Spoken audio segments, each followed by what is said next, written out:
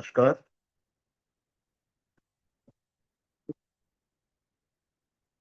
आज हम लोग 14th कारिका पे हैं और ये 14th कारिका में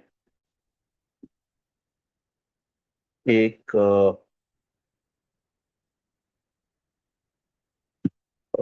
विचित्र सी बात बोली जा ये बोला जा रहा है कि इनडिस्टिंग्विशबिलिटी मतलब भेद नहीं कर पाने का गुण, डिफरेंशिएट नहीं कर पाने का गुण, डिस्क्रिमिनेट नहीं कर पाने का गुण, ये जो है ये एग्जिस्ट करता है मैनिफेस्ट में भी और अनमैनिफेस्ट में। अनमैनिफेस्ट मतलब मूल प्रकृति और मैनिफेस्ट मतलब प्रकृति, मतलब बुद्धि से लेके उसके अंत तक के 24 तत्व या 23 तत्व। 24वां तत्व मूल प्रकृति है और 25वां तत्व पुरुष खुद है। तो ये कहते हैं कि इन दोनों में जो मैनिफेस्ट है, जो अनमैनिफेस्ट है, या वो प्रकृति जो अव्यक्त है या व्यक्त है, दोनों में ही तीन गुण देखे जाते हैं। दोनों में ही सत्व, रजस और तमस पाए जाते हैं और इनका विपरीत मतलब तीन गुणों का नहीं होना देखा नहीं जाता है, पाया नहीं जाता है। तो चाहे आप प्रकृति को व्यक्त रूप में देखें या अव्यक्त रूप में देखें, मैनिफेस्टेड देखें या अमैनिफेस्टेड देखें, मूल प्रकृति के रूप में देखें या प्रकृति के रूप में देखें, प्रकृति के किसी भी तत्व के रूप में देखें, तो इन दोनों में आपको वो तीन गुण मिलेंगे। इसका मतलब ये हुआ कि प्रकृति के जो 24 तत्व हैं, हर तत्व में तीन गुण मिलेंगे। कोई भी तत्व ऐसा नहीं है प्रकृति का या मूल प्रकृति का कैरेक्टर को जिसमें डाल दो ना, उसका आदित्य को रजस, दे दो, सत्व आदित्य का और नंबर दे दो तमस उसको। नहीं हो। तूने तो कहा कार देखो लास्ट मेरी प्रायोरिटी है।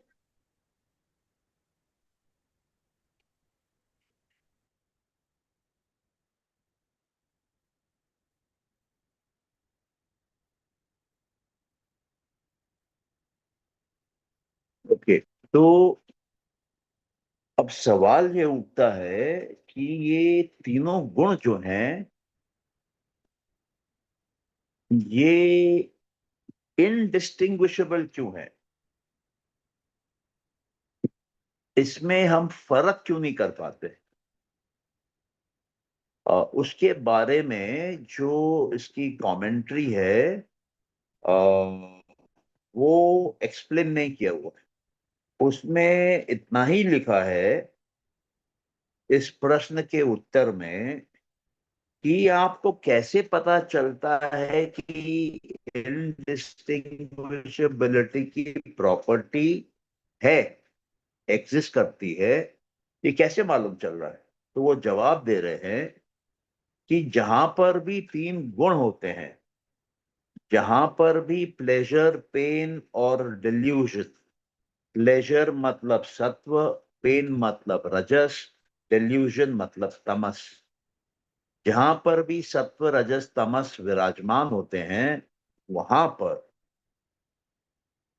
इनडिस्टिंग्विशबिलिटी की प्रॉपर्टी अपने आप स्थापित होती है, वो वहां रहती है। और जितनी भी प्रकृति है सारे तत्वों में भी वो वैसे की वैसी रहती है। और ये कहते हैं कि इसको इन्फर किया जाता है अन्वय अनुमान से। अन्वय अनुमान क्या होता है, इन्होंने कहा है कि ये टेक्स्ट में क्लियरली एक्सप्लेन किया हुआ नहीं है, बट एक एक एग्रीमेंट के तौर पे, जैसे मान लीजिए कि सागर में मैंने एक चम्मच पानी निकाल के पिया और खारा था, तो मैं ये अनुमान लगाता हूं, मैं ये लॉजिकली इन्फर करता हूं कि ये पूरा का पूरा पानी का जो समूह है, ये जो सागर है, ये खारा है। बोले उसी प्रकार से जब हम सत्व रजस तमस के प्रेजेंस को इनडिस्टिंग्विशेबल मानते हैं, तो जहां पर भी रजस सत्व तमस होगा, वहां पर ये इनडिस्टिंग्विशेबल होगा। इसमें हम लोग भेदभाव नहीं कर पाएंगे, इसको डिफरेंशिएट नहीं कर पाएंगे। तो फिर बात ये उठती है कि अ, कैसे आपको मालूम पड़ता है कि अव्यक्त है। तो कहते हैं कि जो अव्यक्त है उसकी पूर्ति, उसकी उसका बोल लीजिए कि प्रूफ, उसकी सिद्धि इस बात से होती है कि उसके इफेक्ट हैं, और इफेक्ट को हम देख पा रहे हैं, इसलिए उसके कारण का एग्जिस्टेंस है, उसका कारण है। तो ये इसमें बेसिकली कहा हुआ है। तो अब इसके ऊपर अगर किसी को कुछ पूछना हो तो आप पूछ सकते हैं, या कुछ बोलना हो तो आप बोल सकते हैं।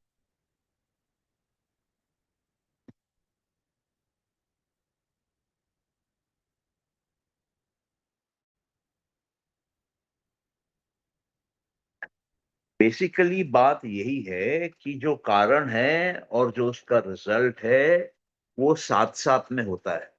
कारण के अंदर ही रिजल्ट छुपा हुआ होता है। माँ के कोख में ही बच्चा छुपा हुआ होता है। बीज के अंदर ही पेड़ छुपा हुआ होता है।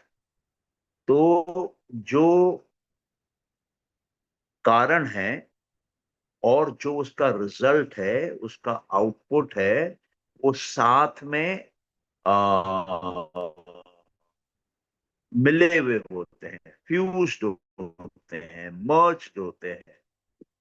किसी को अगर देखना आता है तो वो कारण को देख के उसका क्या रिजल्ट निकलने वाला है, उसकी प्रिडिक्शन कर सकता है, उसकी भविष्यवाणी कर सकता है। और कोई अगर रिजल्ट देखता है तो वो भविष्यवाणी तो नहीं, बट पास्ट बता सकता है कि आ, ये कौन से बीज से आया, इसके माँ बाप कैसे हैं। बच्चों को देख के माँ बाप के बारे में बोला जा सकता है। माँ बाप को देख के आने वाले बच्चों के बारे में बोला जा सकता है, क्योंकि माँ बाप के अंदर जो गुण हैं उसी गुणों के अनुसार बच्चे आएंगे। बच्चों में जो गुण है, वो गुण माँ बाप के अंदर थे, इसलिए वो गुण बच्चों में आए हैं।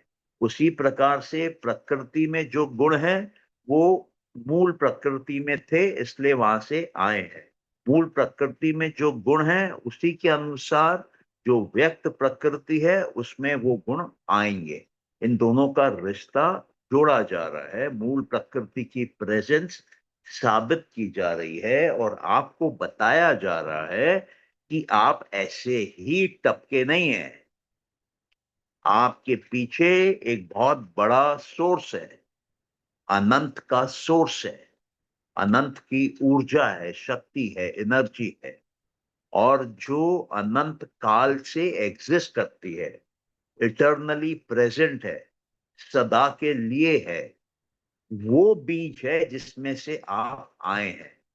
और उसमें एक बीज नहीं है, उसमें कई बीज हैं, हजारों लाखों करोड़ों अरबों बीज हैं। लेकिन जिस बीज को पुरुष देखता है, वो बीज फलित होता है, और वो बीज बाहर आता है बुद्धि के रूप में कुछ संस्कार लेके।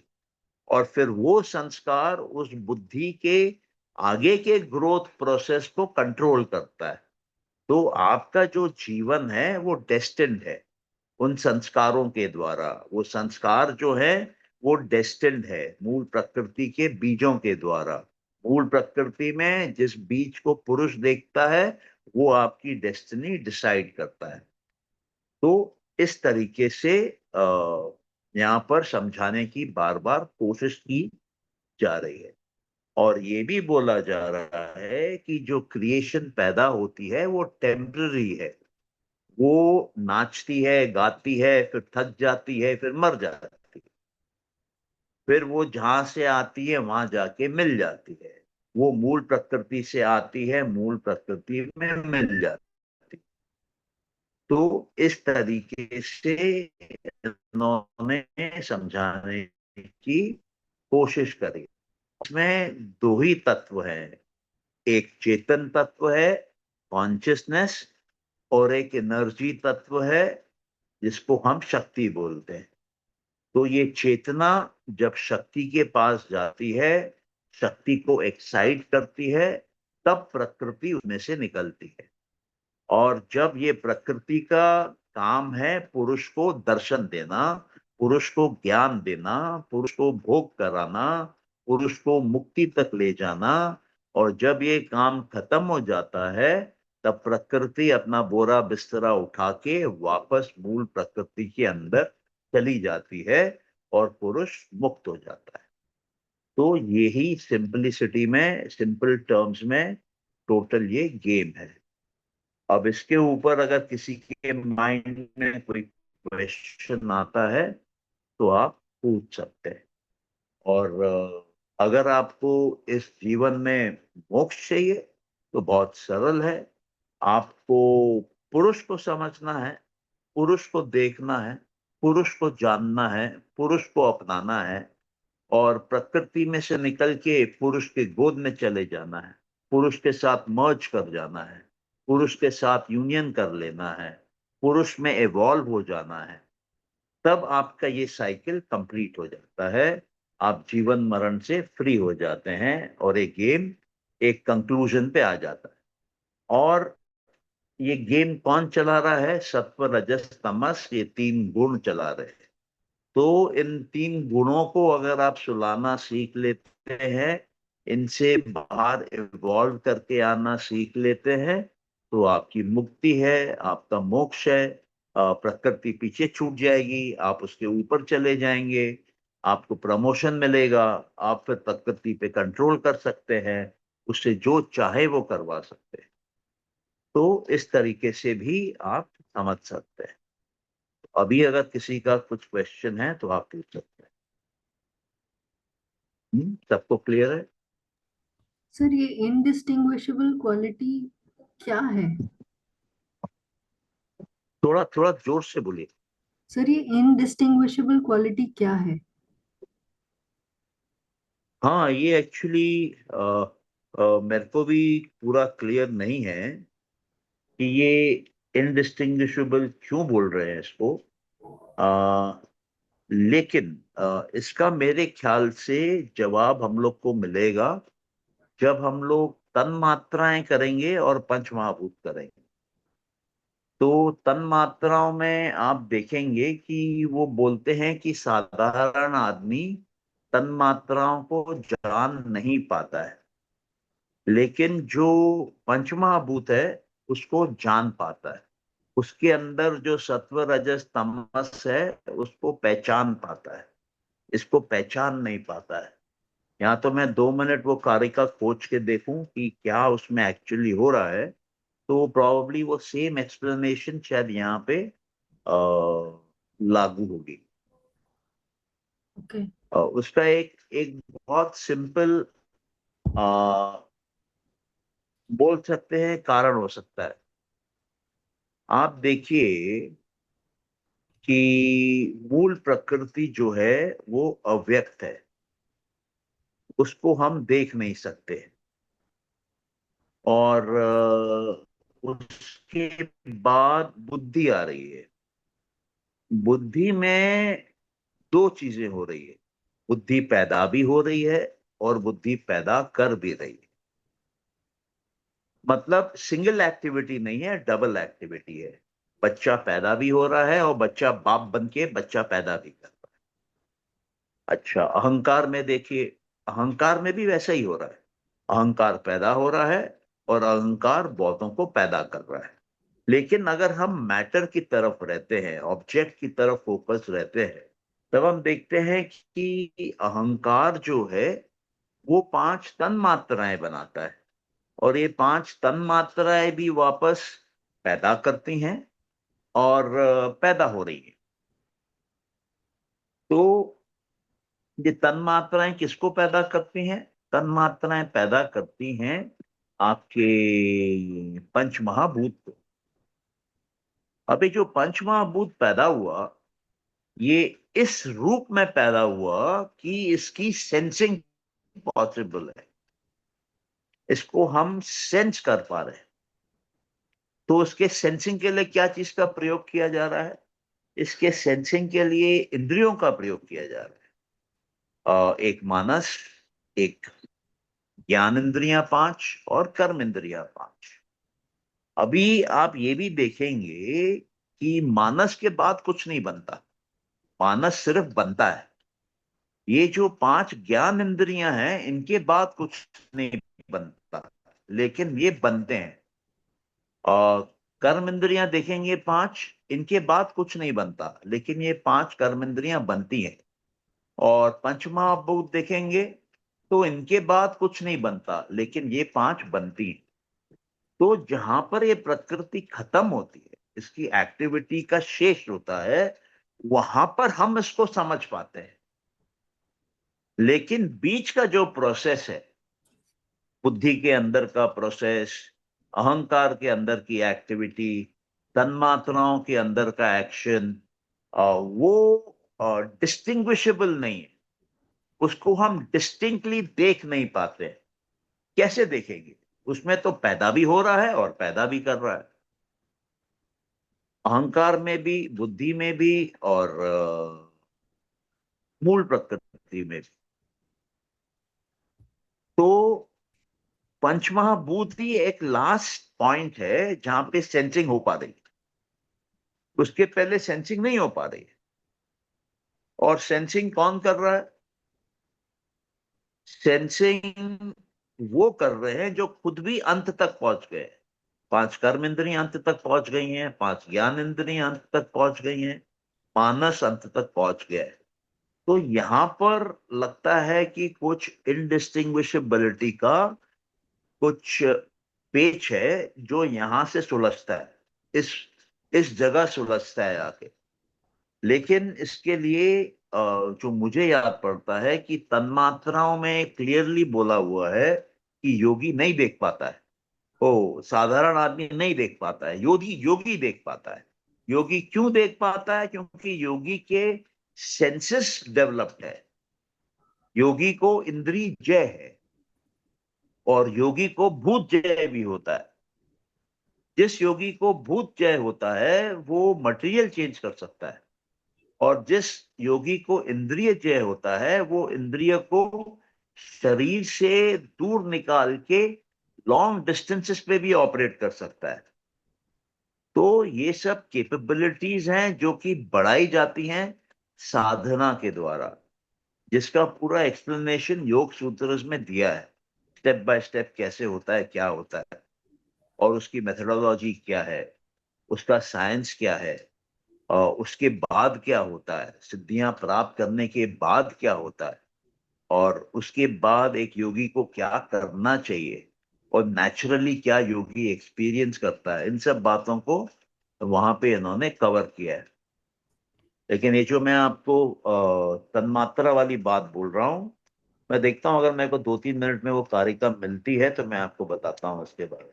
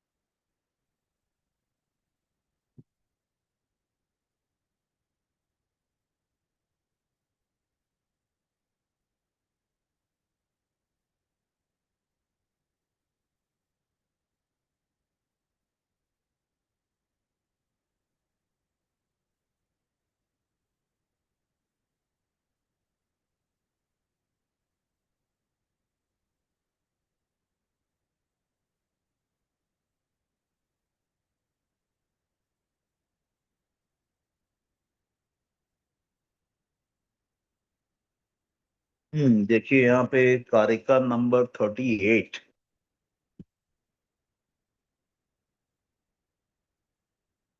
इसमें लिखा है कि द तन्मात्रास आर इनडिसर्नेबल,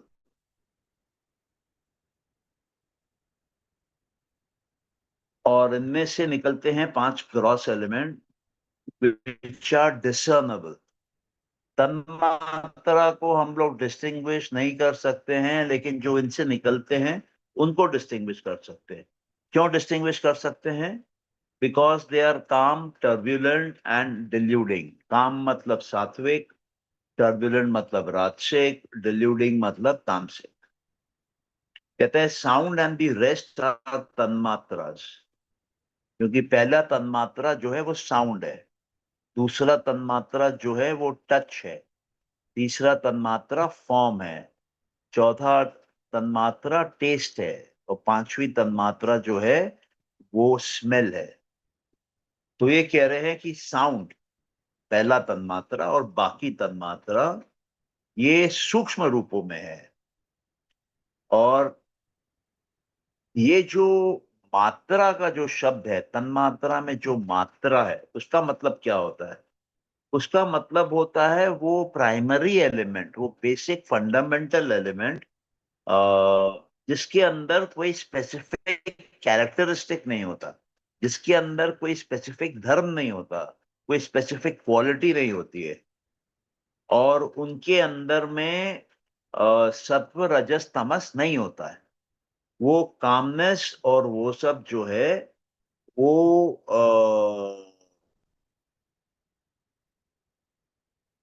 एक्सपीरियंस करने लायक नहीं होता है। सत्व रजस तमस है, लेकिन वो एक्सपीरियंस करने लायक नहीं होता है, क्योंकि वो नॉन स्पेसिफिक है। जो नॉन स्पेसिफिक है वो मिक्स्ड अप है, जो स्पेसिफिक है वो सेग्रीगेटेड है, अलग है, पॉइंटेड आउट है। तो जो अविशेष है, जिसकी कोई विशेषता डिफाइन नहीं है, वो इनडिस्टिंग्विशेबल है। तो ये कहते हैं कि ऑब्जेक्ट स्पेसिफिक हो सकते हैं, और जब स्पेसिफिक होते हैं तब उसमें हमको 5 ग्रॉस एलिमेंट दिखाई देते हैं: akash, air, fire, water and earth. और ये जो नॉन स्पेसिफिक होते हैं उसमें हमको मालूम नहीं चलते। तो इसमें समझने की बात यह है, प्रकृति में कुछ ऐसे तत्व है जो स्पेसिफिक नहीं है, और कुछ ऐसे तत्व हैं जो स्पेसिफिक है। तो जब हम इनको समझने लगते हैं तो हमको प्रकृति के बारे में और गहराई में अंदर की जानकारी मिलती है, और ये उसी इनडिस्टिंग्विशबिलिटी की बात कर रहे हैं। ये बात अभी समझ में आ रही है कि किसी को डाउट हो रहा है? हाँ, थोड़ा क्लियर हो रहा है सर। बट एक चीज है, जैसे नॉन स्पेसिफिक तो सिर्फ पुरुष ही होगा। मतलब ठीक है, नॉन स्पेसिफिक? तन्मात्राएं जो नहीं है नहीं, ये वो ये वो नॉन नहीं स्पेसिफिक नहीं, तो नहीं है ये ना, क्योंकि वो उनमें भी तीन कौन नॉन चीजें हैं, स्पेसिफिक नहीं है? तन्मात्राएं। हाँ, तन्मात्राएं नॉन स्पेसिफिक हैं। वो सटल हैं बट नॉन स्पेसिफिक तो नहीं है ना, उनमें भी तो तीन गुण हैं। जब जिस चीज में प्रकृति में मैनिफेस्ट अनमैनिफेस्ट चाहे जो भी है, उसमें तीन गुण अगर आ गए तो फिर तो वो स्पेसिफिक ही हो गई ना। सटल और ग्रॉस हो सकता है बट नॉन स्पेसिफिक तो नहीं हो सकता। अच्छा ठीक है, तो मैं आपको इसको क्लियर करने के लिए दूसरे कारिका पे जाता हूँ, थोड़ा होल्ड करिए आप।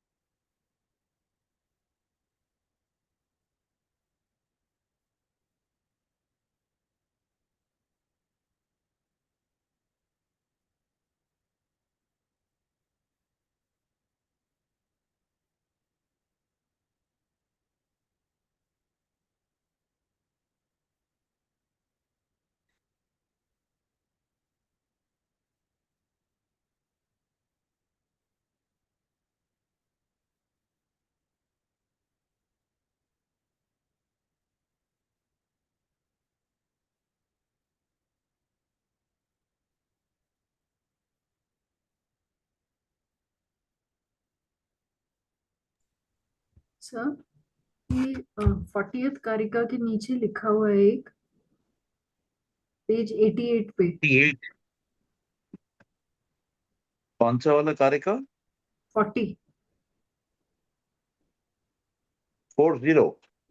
हाँ, उसमें नीचे पेज में जहाँ पे 17 पॉइंट रेफरेंस पॉइंट लिखा हुआ है। एक मिनट। आई थिंक हाँ बोलिए। They are talking about what you are saying. But 40 is talking about the subtle body. नहीं, नीचे जो पॉइंट 17 लिखा हुआ है ना, रेफरेंस हाँ पॉइंट। हाँ हाँ हाँ हाँ हाँ हाँ, right right. The tanmatras are devoid of visheshana, hence are non-specific or non-discernible, हाँ। while the gross elements are specific or discernible, as they have the special properties of pleasure, pain, and thus become fit for experience. तो इसमें actually क्या है ना, अब जैसे मैंने पहले आपको कहा था, मैं वो रिपीट कर रहा हूं कि आप आप प्रकृति के जो 23 तत्व हैं उनको देखें, तो एक बुद्धि है, एक अहंकार है, और 5 तन्मात्राएं हैं। ये 7 तत्व है। ये क्या है कि पैदा हो भी रहे हैं और पैदा कर भी रहे हैं। हम्म। तो इसलिए इनका स्पेसिफिक फंक्शन नहीं है। इनको स्पेसिफिक तरीके से एक्सपीरियंस करना संभव नहीं है। ये बच्चा भी है और बाप भी है एक के अंदर। ठीक है। लेकिन जो पंच महातत्व हैं, जो 5 कर्म इंद्रियां हैं, जो 5 ज्ञान इंद्रियां हैं, और जो मानस है, ये 16 हैं। इन 16 में क्या है कि उनका एक ही डिस्टिंक्ट रोल है। क्या डिस्टिंक्ट रोल है? पंचमहाभूत का आपको मालूम है, पृथ्वी, जल, अग्नि, वायु, आकाश। और इंद्रियों का भी मालूम है आपको, मानस का भी मालूम है आपको। तो इनका एक्सपीरियंस करना इजी है, क्लियर है, कोई इश्यू नहीं है। लेकिन तन्मात्रा का एक्सपीरियंस कैसे करेंगे आप? आपका जो अहंकार है, जो अंदर में सबकॉन्शियस माइंड ऑपरेशनल है, उसका आप एक्सपीरियंस कैसे करेंगे? आपके अंदर का जो यूनिवर्सल माइंड है, उसका एक्सपीरियंस आप कैसे करेंगे? आपको तो मालूम भी नहीं कि ये सब है, जब तक कोई आपको बताए नहीं। मतलब ये ऐसी चीज नहीं है कि आपने आंखों से देख के जान लिया। ये हायर नॉलेज है। ये आ, मतलब वो राइट नॉलेज है जिसको हम योगियों के थ्रू लेते हैं, स्क्रिप्चर्स के थ्रू लेते हैं। ये नॉलेज बाजार में घूमता नहीं है। ठीक है। तो ये जो 7 हैं पहले, वो आप बोल सकते हैं कि इनडिस्टिंक्ट है। वो क्लियर कट नहीं है, वो इनडिस्टिंग्विशेबल है। लेकिन जो आखिरी के 16 हैं, वो डिस्टिंक्ट हैं, स्पेसिफिक हैं, डिसर्नेबल हैं, डिस्टिंग्विशेबल हैं, एक्सपीरियंसेबल हैं। तो इस तरीके से प्रकृति के जो 23 तत्व हैं उनको बांटा हुआ है। 7 नॉन स्पेसिफिक, 16 स्पेसिफिक, टोटल मिला के 23। और जो मूल प्रकृति खुद है वो भी नॉन स्पेसिफिक है। क्यों? क्योंकि वो तो मैनिफेस्ट ही नहीं हुई, वो अव्यक्त है, आपको दिख नहीं रही है। तो वो स्पेसिफिक कैसे हो जाएगी? वो डिस्टिंग्विशेबल कैसे हो जाएगी? वो एक्सपीरियंसेबल कैसे हो जाएगी? तो वो कह रहे हैं कि स्टार्टिंग में, क्योंकि बुद्धि इनडिस्टिंग्विशेबल है, क्योंकि अहंकार इनडिस्टिंग्विशेबल है, क्योंकि तन्मात्राएं इनडिस्टिंग्विशेबल है, तो ये जहां से आ रही है वो भी इनडिस्टिंग्विशेबल है। हम तो उसको देख नहीं पा रहे हैं, हम उसके बारे में जान नहीं पा रहे हैं। इसलिए इन दोनों में कॉज एंड इफेक्ट का कनेक्शन है। इसलिए ये इफेक्ट जो है ये मूल प्रकृति से आ रहे हैं। ऐसा करके उन्होंने इस फैक्ट को इस्टेब्लिश करने की कोशिश की है, लॉजिकली इन्फर करके, अनुमान से। ये यहां पर कहा जा रहा है। तो अभी अभी क्लियर है कि अभी भी किसी को कोई डाउट है? क्लियर है सर। मुझे तो लगता है कि किसी को समझ में नहीं है वो कह रहा है। हाँ, पहले से तो क्लियर है सर। सर मेरे क्लियर नहीं अभी हुआ। क्या अनक्लियर है वो आपको क्लियर नहीं हुआ? ओके।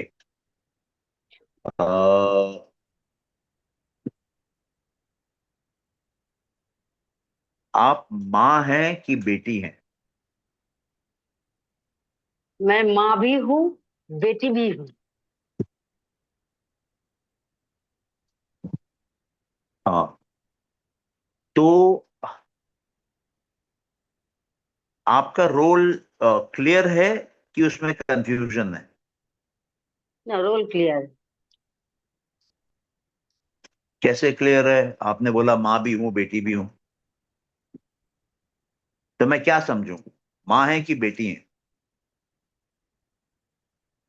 और दोनों फैक्ट है, माँ भी है सही है, बेटी भी है सही है। तो यहां पर क्या है कि डिस्टिंग्विश करना मुश्किल हो रहा है कि आपको माँ माना जाए कि बेटी माना है। कि बेटी में। राइट। हाँ। हाँ। अब मान लीजिए आपकी बेटी है, आपकी बेटी की शादी हुई है, हाँ। उसको बच्चे हुए हैं। नहीं। हाँ। तो वो क्या है, माँ है कि बेटी है? वो बेटी है। बेटी है। तो दोनों में फर्क हो गया ना, आप में और उसमें। हाँ। वो स्पेसिफिक है, उसमें कोई कंफ्यूजन नहीं है कि वो बेटी है। नहीं। हाँ। लेकिन आप माँ है कि बेटी है, वो दोनों हैं। आपको कोई माँ बोले वो भी सही है, बेटी बोले वो भी सही है, और कोई माँ बेटी बोले वो भी सही है ना? तो हम्म। वहां पे स्पेसिफिक है, क्लियरली डिफाइंड है। आपके केस में डिफाइंड नहीं है। तो अभी जो बुद्धि है वो बेटी है मूल प्रकृति की, और माँ है अहंकार की। तो माँ बेटी है। जो अहंकार है वो बेटी है बुद्धि की, और माँ है कईयों की, मानस की माँ है, पांच ज्ञान इंद्रियों की माँ है, पांच कर्म इंद्रियों की माँ है, पांच तन्मात्राओं की माँ है। तो वो माँ भी है और बेटी भी है। बुद्धि की बेटी है और बहुतों की माँ है। तन्मात्रा जो है वो बेटी है अहंकार की। पांचों तन्मात्राएं अहंकार की पांच बेटियां हैं। लेकिन इनकी भी पांच बेटियां हैं, पंचमहाभूत, पृथ्वी, जल, अग्नि, वायु, आकाश। तो ये हाँ। तन्मात्राएं जो हैं ये माँ भी हैं और बेटी भी हैं। लेकिन जो पंचमहाभूत खुद है वो तो सिर्फ बेटियां हैं। पृथ्वी बेटी है, जल बेटी है, अग्नि बेटी है, वायु बेटी है, आकाश बेटी है। आकाश। इन्होंने तो कोई बच्चे पैदा ही नहीं किए। आकाश का बच्चा कौन नहीं। है? अग्नि का बच्चा नहीं। कौन है? हवा नहीं। किसको पैदा कर रहा है? नहीं कर रहा है। तो ये स्पेसिफिक है, ये वेल डिफाइंड है। लेकिन तन्मात्रा वेल डिफाइंड नहीं है, तन्मात्रा में कंफ्यूजन है, अहंकार में कंफ्यूजन है, बुद्धि में कंफ्यूजन है। अच्छा, अभी जो कर्म इंद्रियां हैं पांच, ये तो कुछ पैदा नहीं करती हैं, पैदा होती हैं। तो ये स्पेसिफिक है। ज्ञान इंद्रियां पांच स्पेसिफिक है। मानस, मानस तो कुछ नया पैदा करता नहीं है, पैदा होता नहीं। है। तो स्पेसिफिक है, क्लियर कट रोल है। तो प्रकृति में जो 23 तत्व हैं उसमें 7 तत्व का डबल रोल है और 16 तत्वों का सिंगल रोल। यही बात बोली जा रही है। जिनका डबल रोल है वो कौन से रोल में है नहीं मालूम, हाँ। लेकिन जो सिंगल रोल में है वो एक ही रोल में है। हाँ। अभी आपको क्लियर हुआ? हाँ। हाँ। अभी क्लियर हुआ। हाँ, तो वो यही बोल रहे हैं कि शुरू शुरू में इनडिस्टिंग्विशेबल है, पता नहीं चलता है, और मूल प्रकृति खुद भी इनडिस्टिंग्विशेबल है। तो इफेक्ट और कारण दोनों का जब प्रॉपर्टी सेम है, तो वो उनका रिश्ता है कुछ आपस में। इसलिए मूल प्रकृति जो है वो है, एग्जिस्ट करती है, और वो माँ है प्रकृति की। वो कंक्लूजन तक पहुंचने के लिए इतनी राम कहानी सजाई जा रही। ठीक है, अभी क्लियर है? हाँ हाँ, अभी किसी को हाँ डाउट हाँ। है?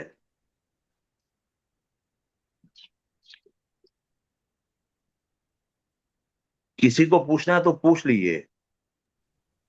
क्लियर है सर। सौम्य, अभी तुमको क्लियर हुआ पूरा? हाँ सर, क्लियर है। ओके।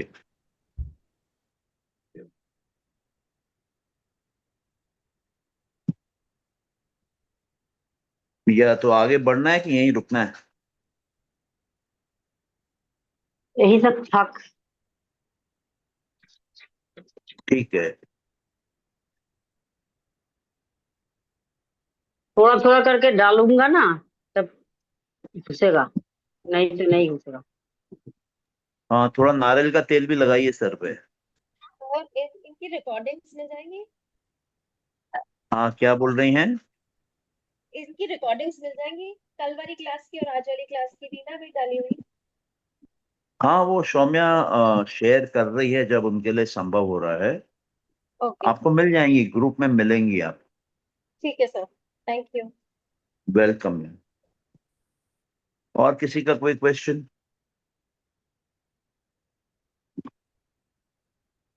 या Atul, any question from your side? नमस्कार सर, किरण बोल रही हाँ। थी। हाँ, सर नमस्कार किरण जी। आज से रिलेटेड नहीं है, कल जो आपने बोला था ना कि भाई हम हिंदू हैं तो हमारे को अपने ग्रंथ पता होने चाहिए। तो सर हाँ, मेरा सवाल उससे रिलेटेड था। तो जिसमें निर्गुण निराकार के बारे में हो तो वो ग्रंथ के नाम आप बताएंगे क्या? मुझे नहीं मालूम है, मुझे जानकारी नहीं है इस बारे में। आप जो ये पढ़ रही हैं सांख्य, हाँ जी सर। ये निर्गुण निराकार है। और योग दर्शन जो है वो निर्गुण निराकार है। योग आ, दर्शन पतंजलि योग सूत्र, ये कह रहे हैं? हाँ, योग सूत्र। अच्छा। हाँ जी। दर्शन शास्त्रों में पुरुष का दर्शन कराया जाता है। पुरुष जो है वो निर्गुण होता है। ठीक है सर। और अगर आप बुद्धिस्ट लिटरेचर पढ़ेंगी, जैन लिटरेचर पढ़ेंगी, वो सब निर्गुण है। अ, अगर आप गुरु ग्रंथ साहब पढ़ेंगी, तो उनका भी पूरा निर्गुण निराकार पे फोकस है, क्योंकि वही फैक्ट है। मूर्ति पूजा करके सगुण में आप आ जाते हैं, और जी सगुण में आने के साथ ही आप प्रकृति में सीमित हो जाते हैं।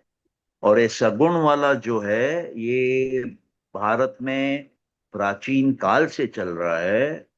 और मेरे ख्याल से विश्व में सिर्फ भारत ही आज बचा है जहां पर कि ये है। बाकी सब लोग सिंगल गॉड पे माइग्रेट कर गए हैं, या गॉड पे विश्वास ही नहीं करते हैं उस कैटेगरी के। मल्टीपल गॉड्स वाले मेरे ख्याल से हम ही लोग हैं, बहुत बड़े नंबर्स में, जो उसको बिलीव करते हैं। और सर कल आपने जैसे बोला कि मूर्ति पूजा को नहीं मानते ऐसा करके, तो जैसे गुरु ग्रंथ साहब में तो गुरु नानक जी के भी तो हम मूर्ति रखते हैं ना, ऐसा घर में हाँ, प्रतिमा रखते हैं ना? नहीं, आपको किसी गुरुद्वारे में गुरु नानक जी की पिक्चर, फोटो नहीं मिलेगी। किसी भी गुरु की नहीं मिलेगी।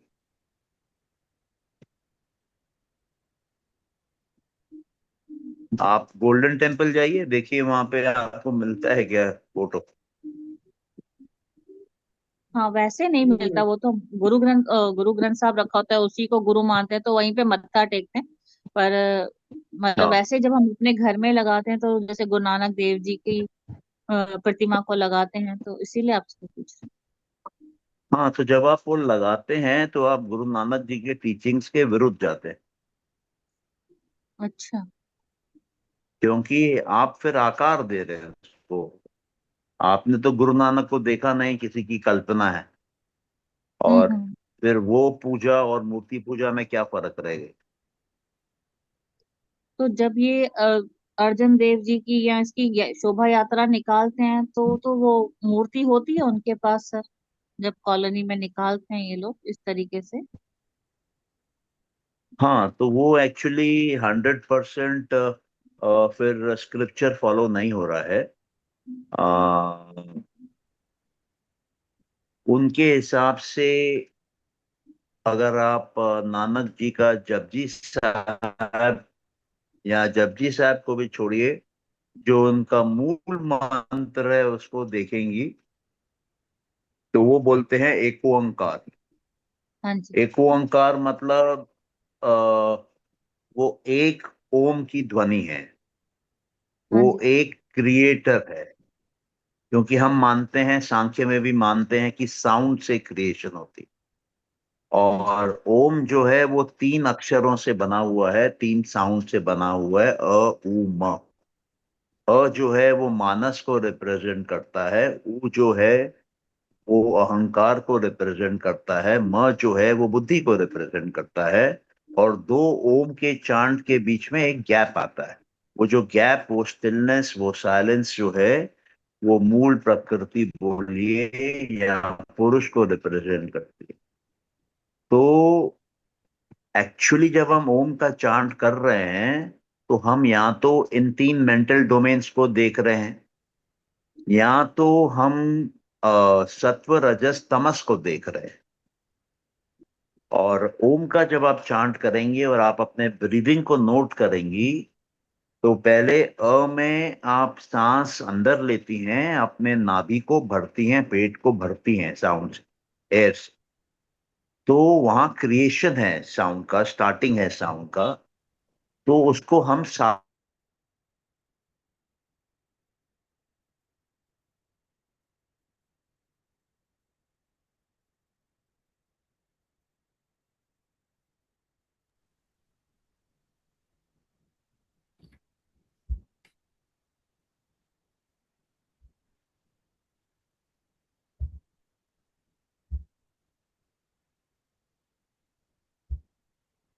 तो जब आप ओम का लास्ट म को अ, अ, बोलिए कि साउंड से प्रोड्यूस कर रहे हैं, मुंह बंद करके दबा दे रहे हैं, तो वो साउंड का आप अंत कर रहे हैं, अंदर साउंड को आप किल कर रहे हैं। तो ये एक किस्म से तमस को रिप्रेजेंट करता है, डार्कनेस को रिप्रेजेंट करता है। तो ओम को हम प्रकृति के 3 गुणों से भी समझ सकते हैं, कि प्रकृति अगर क्रिएट करनी है तो 3 गुण चाहिए। इसलिए हम बोलते हैं कि ओम से क्रिएशन आती है। तो इसलिए हम कहते हैं कि पुरुष जब मूल प्रकृति के पास जाता है तो ओम बनता है, क्रिएशन बनती है। तो किसी भी तरीके से आप ले लीजिए, या तो आप को ब्रह्मा, उ को विष्णु, म को शिव, उस तरीके से भी ले सकते हैं, कि सृष्टि को ला रहे हैं ब्रह्मा, मेंटेन कर रहे हैं विष्णु, खत्म कर रहे हैं महेश। तो ओम अपने आप में एक बहुत पावरफुल चांट है, लेकिन सिर्फ चांट करने से तो आपको फायदा होगा, लेकिन जब आपको उसकी ये मीनिंग मालूम हो, तब आप एक्चुअली अपने माइंड में एक क्रिएशन को क्रिएट करते हैं, क्रिएशन को मेंटेन करते हैं, क्रिएशन को डिस्ट्रॉय करते हैं, और एक नया क्रिएशन फिर पैदा करते हैं। हर ओम में आप क्रिएशन ला रहे हैं, मेंटेन कर रहे हैं, उसको फिनिश कर रहे हैं, फिर क्रिएशन ला रहे हैं, उसको मेंटेन कर रहे हैं, उसको फिनिश कर रहे हैं। जब ये एहसास रहता है, तो आप अपने अंदर धीरे धीरे ईश्वर की ताकत पैदा कर रहे हैं। आप अपने अंदर अपने आप को ब्रह्म ऋषि बना रहे हैं। आप अपने अंदर क्षमताएं पैदा कर रहे हैं ब्रह्मांड को लाने की, ब्रह्मांड को बचाए रखने की, ब्रह्मांड का नाश करके उससे एक बेहतर ब्रह्मांड लाने की। तो योग में कहते हैं कि ओम का चांट करिए, आपके अंदर का ईश्वर जाग जाएगा। ओम का चांट करिए, आपके अंदर के सारे वृत्तियां खत्म हो जाएंगी, क्लेश खत्म हो जाएंगे, संस्कार खत्म हो जाएंगे, कार्मिक अकाउंट खत्म हो जाएगा। तो ओम का बहुत बड़ा सिग्निफिकेंस है। इसलिए आप देखेंगे कोई भी मंत्र चालू होता है वो ओम से चालू होता है, और ओम के बाद एक गैप होता है, उस गैप में सन्नाटा होता है, साइलेंस होता है, पुरुष होता है, और उसके बाद आप किसी का नाम लेते हैं। जैसे आप बोलते हैं ओम नमो शिवाय, तो ओम के बाद आप सब क्लीन कर रहे हैं, उसके बाद आप नमः कर रहे हैं शिवाय को, तो आप शिव को बिठा रहे हैं उस ब्लैंक में। तो अब आप सगुण को बिठा रहे हैं, और जिस सगुण को आप बिठा रहे हैं वो आपके जीवन को शेप करेगा, वो आपके वैल्यू सिस्टम को शेप करेगा। अनुमान को बैठाएंगे वो शेप करेंगे, जिसको बैठाएंगे उसके अनुसार वो शेप लेगा, उसके अनुसार वो आपकी डेस्टिनी बनाएगा, आपके परिवार की डेस्टिनी बनाएगा। तो ये है सिग्निफिकेंस ओम का। अब मैं भूल गया कि उनका ओरिजिनल क्वेश्चन क्या था और मैं उनको क्या जवाब दे रहा था। अगर वो हैं तो, हाँ किरण जी हैं, आप अपना क्वेश्चन दोबारा पूछिए एक बार। सर आप वहां पर थे कि आपने कहा कि अगर आपने गुरु ग्रंथ साहब पढ़ना है तो जपजी साहब, फिर आप ओम पे चले गए, यहाँ पर आपने स्टॉप कर हाँ, तो नानक को जब एनलाइटनमेंट मिली, जब वो 3 दिन 3 रात उस नदी के अंदर गुजार के आए, तो उन्होंने सबसे पहले इस मूल मंत्र का निर्माण किया। और ये मूल मंत्र के आप एक एक शब्द सुनिए क्या है। तो कहते हैं एको ओंकार, मतलब जितने भी देवी देवता ईश्वर हैं, अलग अलग धर्मों के हैं, वो हकीकत में एक ही है, इसलिए एको ओंकार सत नाम, और यही उसका सच्चा नाम है। मतलब वो जो निर्गुण निराकार है, जिसका कोई रंग नहीं, रूप नहीं, साइज नहीं, वही उसका सच्चा नाम है। करतार पुरख, सब कुछ जो होता है उसके थ्रू होता है। जैसे पुरुष जब मूल प्रकृति के पास जाता है और प्रकृति बनती है, उसी प्रकार से ये जो है, यही कर्ता करने वाला पुरुष है। करतार पुरुष निर्भव, इसको किसी से भय नहीं है, निर्भय, किसी के प्रति बैर नहीं है, निर्भव निर्भय, अकाल मूरत। अकाल मूरत मतलब ये वो है जो कि अकाल समय से है, पता नहीं कब से है, प्राइमोडियल टाइम से है। अकाल मूरत, अजूनी सैबन। अजूनी मतलब ये किसी योनि से पैदा नहीं होता है, बिना योनि के है। सैबन मतलब स्वयंभू है, अपने आप में एग्जिस्ट करने वाला है। अकाल मूरत, अजूनी सैबन, गुरु प्रसाद, इसको आप खुद नहीं समझ सकते। इसको जब तक आपको कोई गुरु नहीं समझाएगा, उसके ग्रेस से आप समझ सकते हो, उसके दिए हुए प्रसाद के रूप में आप समझ सकते हो। जब तक आपको गुरु इसको अपने प्रसाद के रूप में नहीं देगा, अपने कृपा के रूप में नहीं देगा, ये आपके बस की नहीं है।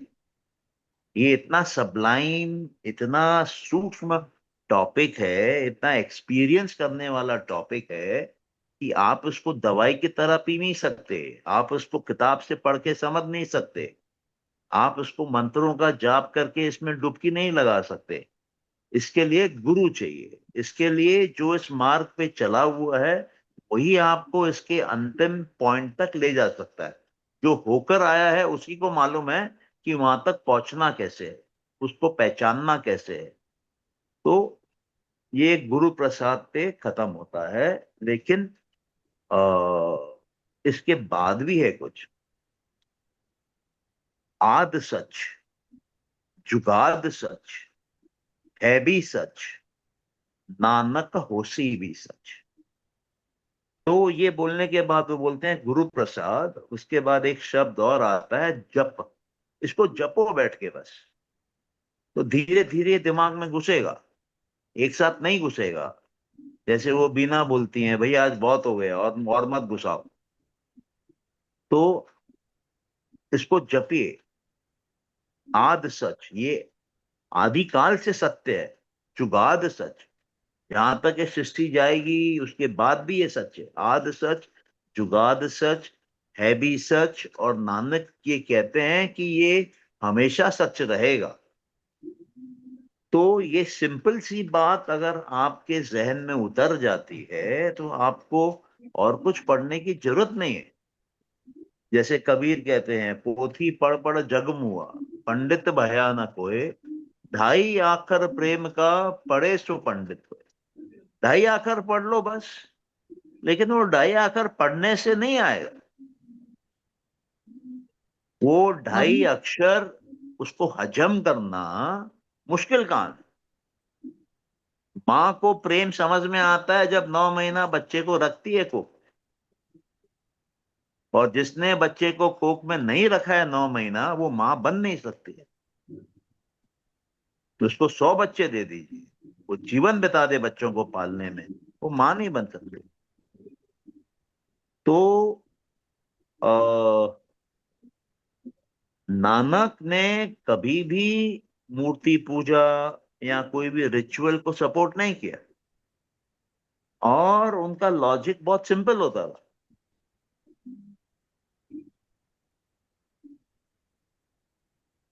हरिद्वार गए तो उन्होंने देखा कि वहां पंडित लोग सूरज को पानी दे रहे। बोले क्यों? बोले हमारे पूर्वजों को मिलेगा। तो कहानी है कि उन्होंने जल उठाया गंगा का और पश्चिम की तरफ फेंकना चालू किया। तो लोगों ने कहा क्या कर रहे हो भाई? बोला मेरी पंजाब में खेत है, मैं तो यहाँ हूँ, वो पानी तो कोई देने वाला नहीं है। तुम लोग का पानी यहाँ से सूरज तक जाता है, तो मेरा तो पंजाब तक जाएगा ही, तो मैं दे रहा हूँ। तो उन्होंने सब जगह बिल्कुल लॉजिक का प्रयोग करके इनको धोया। और उन्होंने कभी मंदिर और मस्जिद में फर्क नहीं किया। वो मस्जिद में जाके नमाज पढ़ते थे। वो कहते थे अल्लाह एक है। और मेरे ख्याल से मक्का या मदीना में से किसी एक जगह थे, तो वहां एक घटना घटी। वहां के जो मेन मौलवी या मौलाना थे, वो उनसे पूछे कि बताओ कौन बड़ा है, हिंदू या मुसलमान? तो वो उससे बोलते हैं कि हम दोनों तो एक ही नूर से आए हैं। एक ही नूर मतलब एक ही लाइट के हैं, एक ही सोर्स के हैं। तो तुम ही बताओ कौन भला कौन मंदा। भला मतलब कौन ऊंचा, मंदा मतलब कौन नीचा। तुम बताओ। तुम भी वहीं से आया, मैं भी वहीं से आया हूं। अब तुम ऊंचा है कि मैं ऊंचा हूं, तुम बताओ। तो उन्होंने कभी भेदभाव ही नहीं किया। उन्होंने कभी किसी को बुरा भला ही नहीं बोला। उनको कैद खाने में डाला गया, बहुत परेशानियां उनको दी गई, उन्होंने कभी किसी को कुछ नहीं बोला।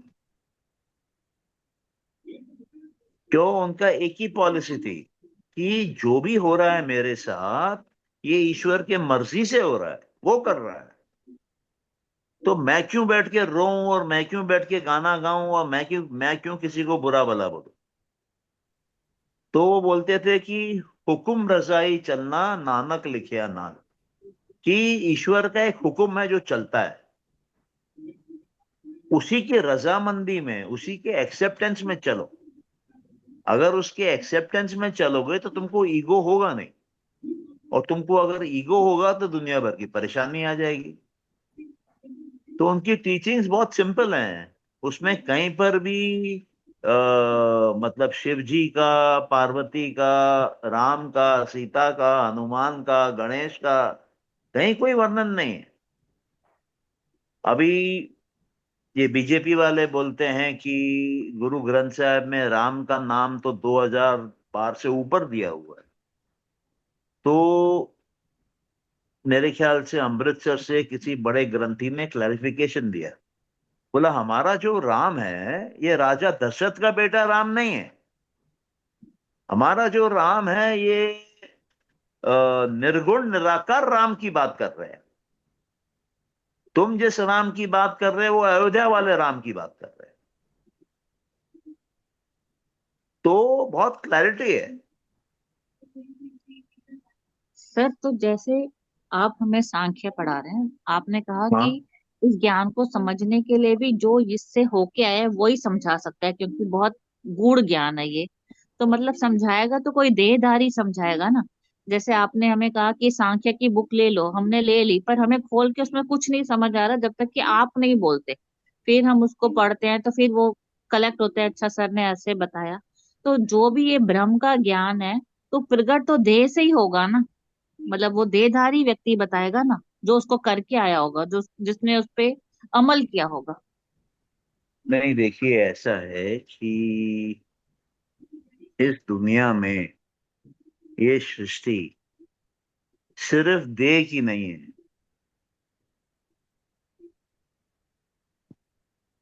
इसमें सब कुछ है। और हम जब इसको स्टडी कर रहे हैं तो हम पुरुष को भी स्टडी कर रहे हैं। पुरुष को भी देह नहीं है, मूल प्रकृति को भी देह नहीं है, बुद्धि को भी देह नहीं है। देह किसको है? देह आपके ब्रेन को है। बॉडी और ब्रेन एक है, कंपोनेंट है। और यही हमारी एक मिसअंडरस्टैंडिंग हो जाती है। ये एक टोटैलिटी है। आप और हम एक साथ हैं, जुड़े हुए हैं, अलग हो ही नहीं सकते हैं किसी भी जन्म में, क्योंकि एग्जिस्टेंस ही एक है। आप एग्जिस्टेंस से निकल के कहां जाएंगे? आप प्रकृति से निकल के जा सकते हैं, मोक्ष में पुरुष बन सकते हैं, लेकिन मूल प्रकृति और पुरुष के बाहर कहां जाएंगे आप? तो मूल प्रकृति एक है, हजारों लाखों करोड़ों पुरुष है, ये एग्जिस्टेंस है।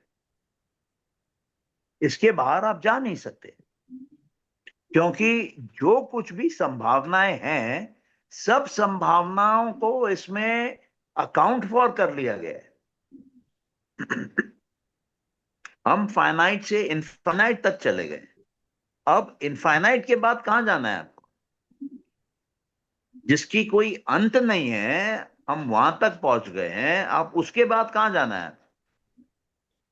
और जाएगा तो कौन जाएगा? आपका शरीर जाएगा वहां पे? नहीं, आपका मन जा सकता है। लेकिन मन भी कितना दूर तक जा सकता है? मन का भी एक एरिया आएगा जब वो मन भी थक के हार के बैठ जाए, और उसके बाद का जो एरिया आएगा वो पुरुष का एरिया है। और जब आप पुरुष पहुंच जाएंगे तो ये सब पीछे रह जाए।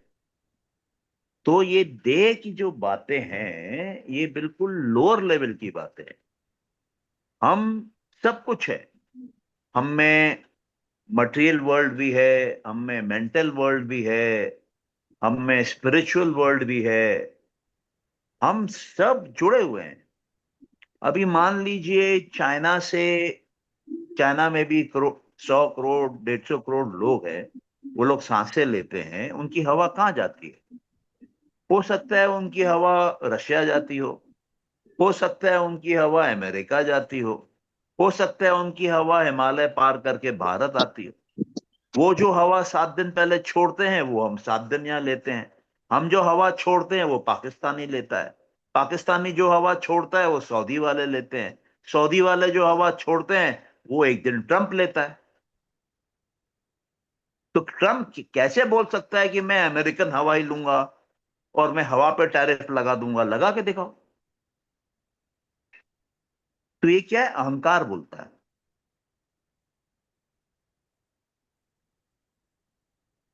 तो हमको टोटैलिटी को देखना है। ये जो छोटे छोटे में हम बटे हुए हैं, उसको जोड़ते हुए जब हम माइंड को एक्सपैंड करते हैं, तब हम ऊपर जाते हैं। तब हमारा माइंड ब्रॉड होता है, तब हमारे पावर्स बढ़ते हैं, तब हमारा नॉलेज बढ़ता है, तब हमारा रीच बढ़ता है। तब हम मानवता पे छाप लगाते हैं, तब हम मानवता को दिशा दिखाते हैं। तब ये एक सिविलाइजेशन का चेंज आता है।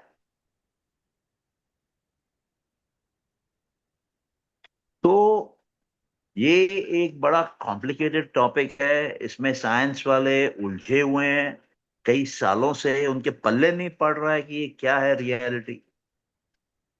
लेकिन हकीकत ये है कि जो हमारे शास्त्रों में लिखा है, जैसे जो शास्त्र अपने कर रहे हैं, उसको आप जैसे जैसे उतारेंगे अपने अंदर, आपकी लाइफ चेंज होने लगेगी, आपके लाइफ में शांति आने लगेगी, आपके रिलेशनशिप अच्छे होने लगेंगे, आपके घर में प्रॉस्पेरिटी आने लगेगी, आपकी हेल्थ इंप्रूव होने लगेगी, आपके बॉडी की इम्यून सिस्टम बेटर होने लगेगी।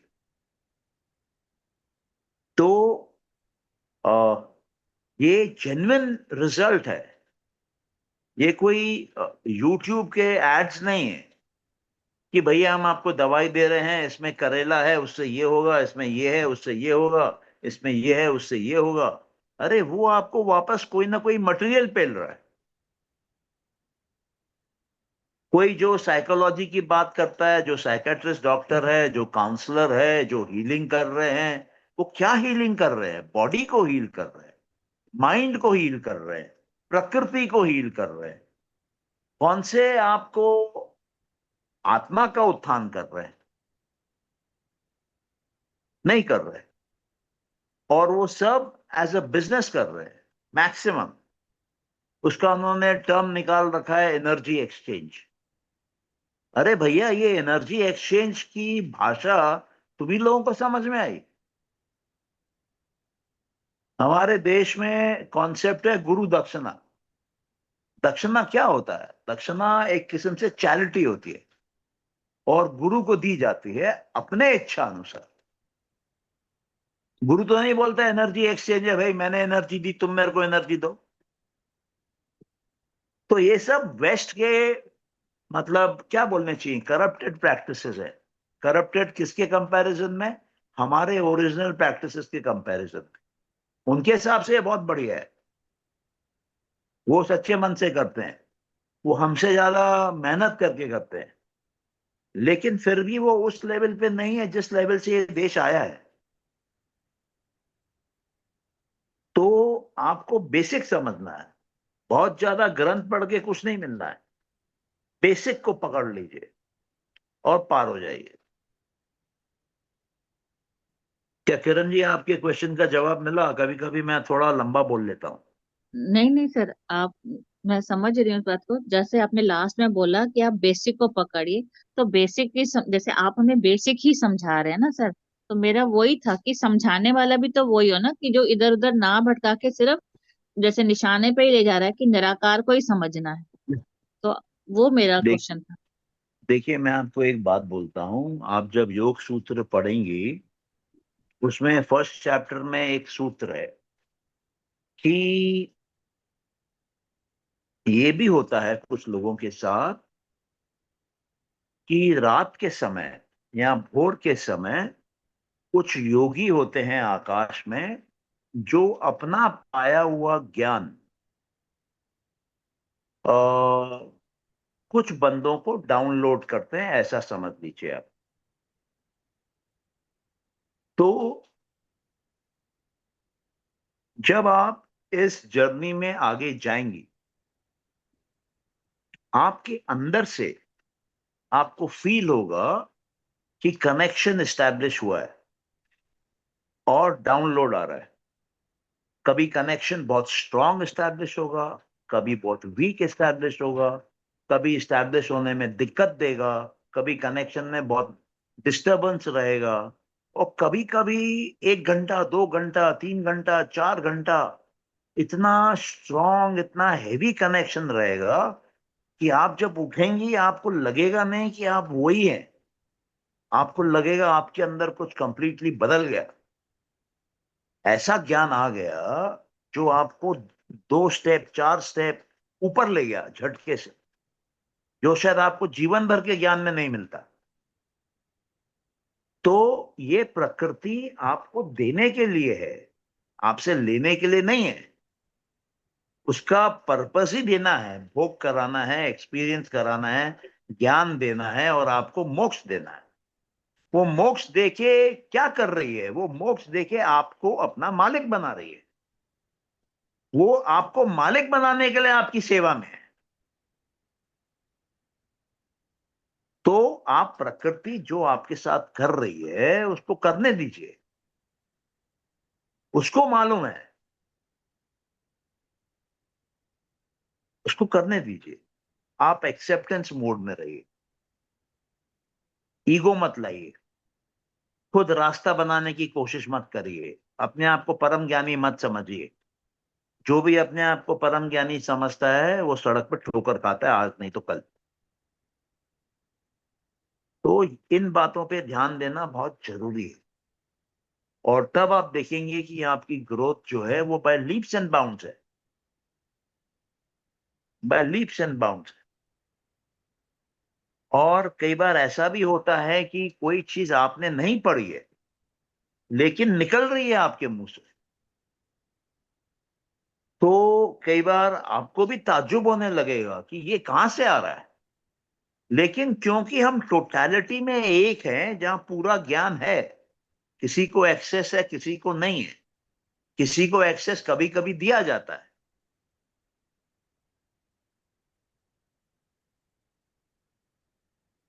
तो इसमें देदारी होना कोई जरूरी नहीं है। जैसे मैं आपको योगी वाला बता रहा था, मॉर्निंग टाइम में डाउनलोड हो जाता है, देदारी की जरूरत नहीं है। ये मूर्ति पूजा क्यों लाई गई? क्योंकि मूर्तियों को देख के आप कनेक्शन लीजिए। मूर्तियां जो हैं वो कनेक्शन का माध्यम है, लेकिन हमने क्या किया, कनेक्शन के माध्यम को ही भगवान बना दिया। दिक्कत यहां पर है। तो इस बात पे ध्यान देना बहुत जरूरी है कि जो टूल है पहुंचने का, जो मार्ग है पहुंचने का, उस मार्ग की हम पूजा करने ना बैठ जाएं और जहां पहुंचना है उसको भूल जाएं। ये मेन बात है। अगर मार्ग की पूजा करके आप पहुंच रहे हैं डेस्टिनेशन पॉइंट तक, बढ़िया है। और अगर आप बिना मार्ग की पूजा किए डेस्टिनेशन पॉइंट को याद कर रहे हैं, उसका जाप कर रहे हैं और पहुंच जा रहे हैं, बहुत बढ़िया है। अगर आप डेस्टिनेशन पॉइंट के बारे में ज्ञान हासिल किए जा रहे हैं और हासिल करते करते आप पहुंच जा रहे हैं, बहुत बढ़िया है। अगर आप डेस्टिनेशन पॉइंट से प्रेम कर रहे हैं, उसके भजन गा रहे हैं, कीर्तन गा रहे हैं, उसमें लीन हो गए हैं, पूर्ण पूर्ण रूप से समर्पित हो गए हैं, बहुत बढ़िया है, आप पहुंच जाएंगे। तो पर्पस हमको लूज नहीं करना है, मेन बात ये है। जी सर, ठीक है। Thank you sir. या सर जैसे आप कह रहे थे कि तन्मात्राएं हाँ सटल होती हैं, इनडिसर्नेबल होती हैं, तो हम उनको समझ नहीं पाते हैं। हम ग्रॉस लेवल पे पंच महाभूत को समझ पाते हैं। हाँ तो वैसे ही हम बहुत सारे लोग निर्गुण तक नहीं पहुंच पाते ना, हमें सगुण की हेल्प सपोर्ट की जरूरत है। हाँ, बोल सकती हैं।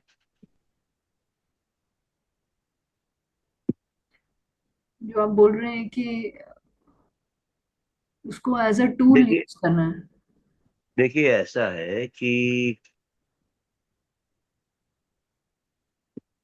हम्म, जैसे मैं आपको समझाऊं वही सोच रहा हूँ। हम बहुत सारे लोग, हम लोग इतने इंटेलेक्चुअल भी नहीं है ना। ओके, देखिए इसी ट्रैप में आपको फंसाया हुआ है। इस्लाम में सगुण नाम का कुछ नहीं है, और इस्लाम जो है वो वर्ल्ड का टॉप मोस्ट रिलीजन है नंबर्स में। और जितने भी कम्युनिस्ट हैं उनके यहाँ पे कोई ईश्वर नहीं है। ईश्वर मतलब गॉड, जिसने क्रिएट किया हो।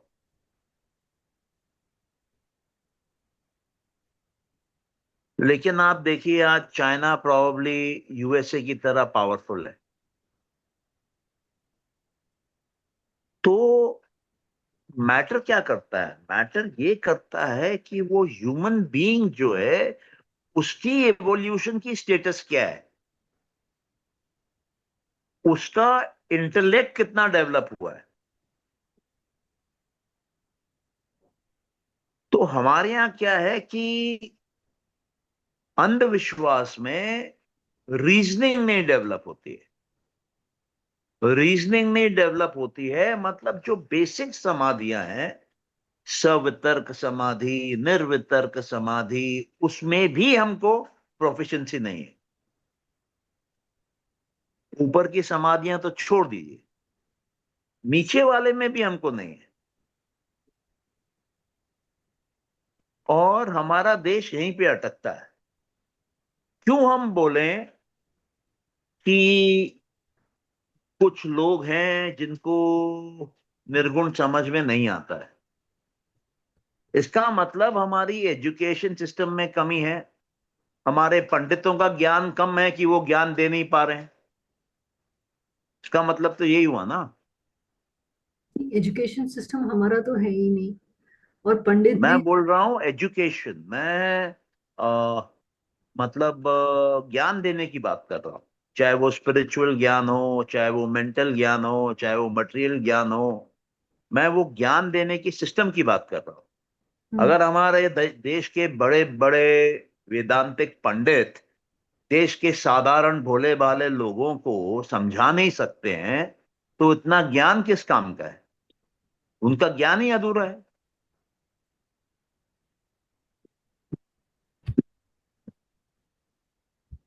शायद बहुत कम कौन लोग समझाएगा? ऐसे बचे हैं जिनको जेन्युइन ज्ञान है। हाँ, बहुत कम ऐसे लोग बचे हैं जो ज्ञानी हैं उस नहीं तरीके। तो ज्ञान, अरे ज्ञान लेने की जिम्मेदारी किसकी है? ऊपर वाले की है क्या कि सबको नहीं नहीं, लाइन वो में तो खड़ा करेगा, बोले एक चम्मच लो, एक चम्मच लो, एक चम्मच वो लो? देने वाले की नहीं है, वो सीकर की ही है। फिर वो तो आपको हमारी। ज्ञान लेने से कौन मना कर रहा है? इंटरनेट का जमाना है। कोई भी एआई पे क्वेश्चन डालो, चैट जीपीटी पे डालो, मेटा में डालो, व्हाट्सएप सभी के पास है, उसमें फ्री का जवाब देता है, वो डालो तो जवाब देगा। आपके पास एक वो है, जिनी है, अलादीन का चिराग है, उसे सवाल पूछो जवाब देगा। वो अलादीन का जिनी तो सिर्फ 3 सवाल का जवाब देता था, यहाँ तो आप हजारों पूछो रोज, वो जवाब देगा बैठ के मुफ्त में। चैट जीपीटी से। हमको ब्रेन वॉश किया हुआ है, हम गुलाम हैं। हमारी समस्या ये है। हमारी समस्या ये नहीं है कि ज्ञान नहीं है, ज्ञान बहुत है अवेलेबल, फ्री का है, लेकिन हम गुलाम हैं, हम बंदिश में हैं। हमने खुद अपने आप को बांध रखा है। हमको उड़ना नहीं आता, हमको उड़ने से डर लगता है।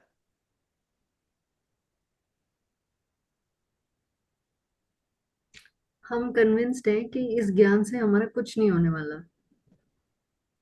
ये तो आपने जो चीज कभी एक्सपीरियंस नहीं किया, आपको कैसे मालूम कि आपका कुछ नहीं होने वाला? मतलब हम और ही किसी दुनिया में उलझे हुए हैं ना, मतलब ज्ञान से हम कहाँ पहुंचेंगे, we have no idea. Our minds are not trained that way. अरे my question is why should somebody train your mind? Why can't you train yourself? Why can't you be a seeker? Why do you want somebody to spoon feed you? That is my question. Who is stopping you? जिसको खोजना होता है ना, वो खोज लेता है, और जिसको नहीं खोजना होता है वो नहीं खोजता है।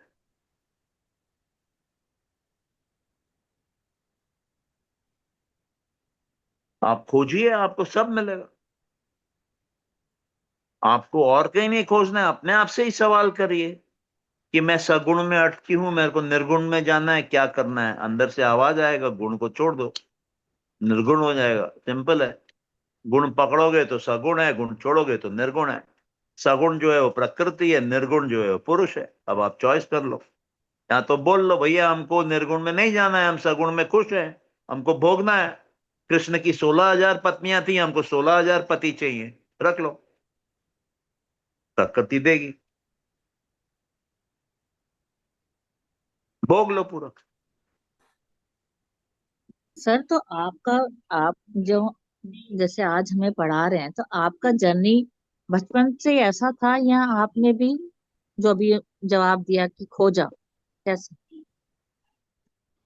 नहीं, क्या जवाब दिया?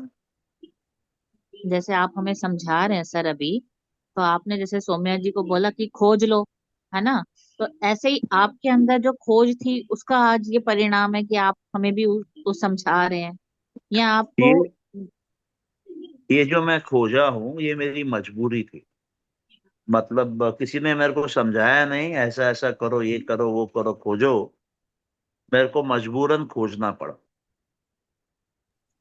हाँ, मतलब किसी और चीज ने आपको वो किया तो आप आज आपने वो खोजा और पाया, है ना? तभी हाँ, आप हमें समझ। इनफैक्ट क्या होता है कि जब मैं आप लोगों को सेशन कराता हूं, तो मैं सेम नॉलेज को एक मोर एक्सपीरियंस्ड व्यू पॉइंट से देखता हूं। ठीक है। और मेरे को उसमें कुछ नया मिलता है। और जब मेरे को उसमें कुछ नया मिलता है, तो जो पहले मेरे पास है उसमें वो एड ऑन हो जाता है। एड ऑन क्या होता है? मल्टीप्लाई हो जाता है एक्चुअली। तो जब वो मल्टीप्लाई हो जाता है, तो मैं देखता हूं कि मेरे लाइफ में और चेंज आता है, और इम्प्रूवमेंट आता है, और मैजिक चालू हो जाता है। तो फिर मैं इसको करता हूं।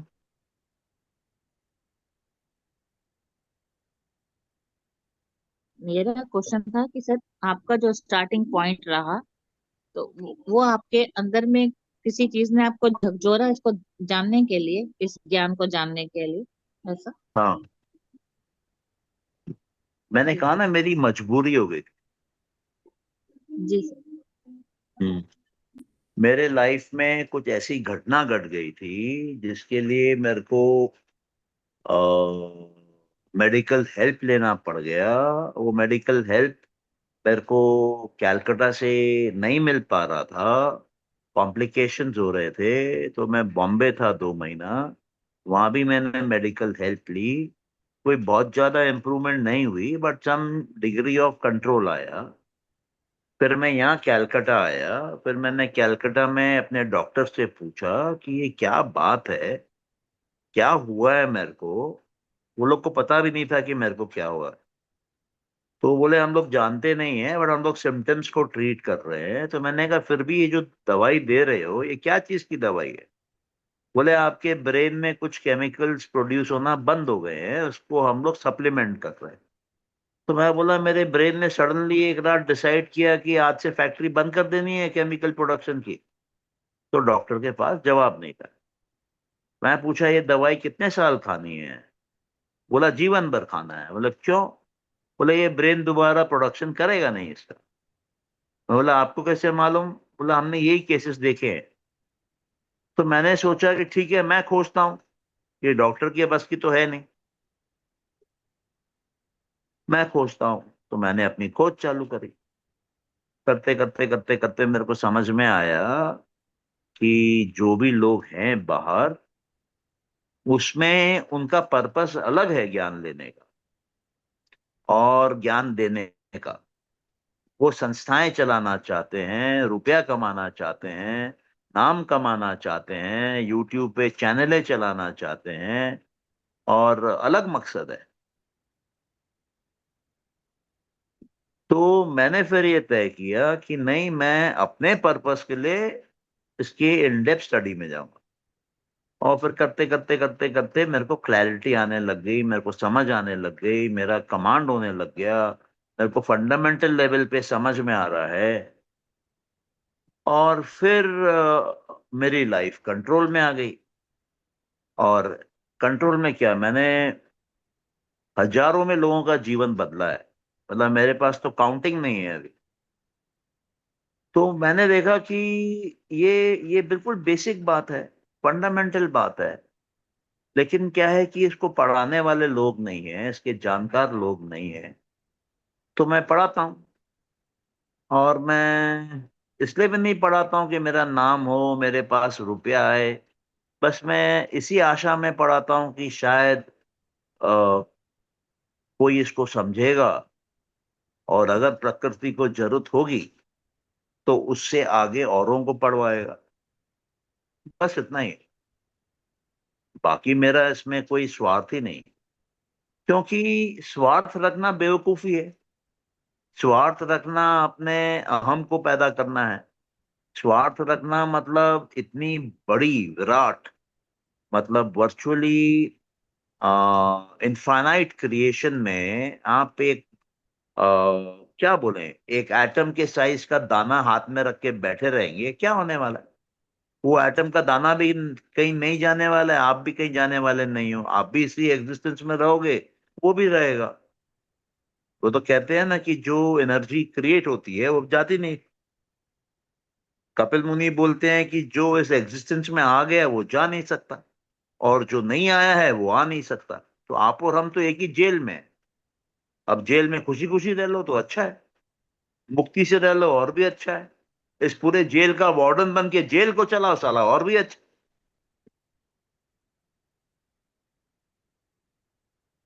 तो बात बड़ी सिंपल है, हम सब इसके अंदर एक साथ हैं। आप बोलेंगे मेरी मां मर गई, अरे मर गई तो कहां गई? कहां गई? उसका पुरुष यही है तुम्हारे साथ। उसका जो चित्त था वो कहां गया? वो मूल प्रकृति में गया। मूल प्रकृति यही है, कुछ कहीं नहीं जाता है, सब यही है, सब परमानेंट है। अरे उड़ के कहां जाएगा? धरती से बाहर उड़ के कोई पंछी जा सकता है क्या? आज तक कितने आदमी रॉकेट में बैठ के धरती का ग्रेविटेशनल फील्ड क्रॉस करके बाहर निकल गए? एक नहीं गया। इतने सालों में एक नहीं गया। तो ये धरती एक जेल है, एक प्रिजन है। आप सबको यहाँ पैदा होना है, जीना है, रोना है, गाना है, मरना है, जाना है। और ये रिश्ते नाते सब झूठे हैं, आपने बनाया है यहाँ पर। आपके बाप ने बोला मैं तुम्हारा बाप हूं, आपने मान लिया है। कौन जानता है कौन किसका बाप है? कोई नहीं जानता है। तो ये सब मेक बिलीव की क्रिएशन है, माया है, जिसमें हम गेम खेलते हैं। तो जब आप ये शास्त्र पढ़ते हैं, ये शास्त्र उन लोगों ने लिखा है जो इस माया से ऊपर उठे हैं। वो आपको एक एरियल व्यू पॉइंट दे रहे हैं, एक विजडम वाला व्यू पॉइंट दे रहे हैं। और वो समझना आसान नहीं है, क्योंकि हम नीचे में इतना ब्रेन वॉश्ड हैं, इतने कलर्ड हैं, कि वो कलर को छोड़ना, वो ब्रेन वॉशिंग को क्लीन करना, नया कोड लेना, नया प्रोग्राम लेना इजी नहीं है, लेकिन संभव है, डेफिनेटली संभव है।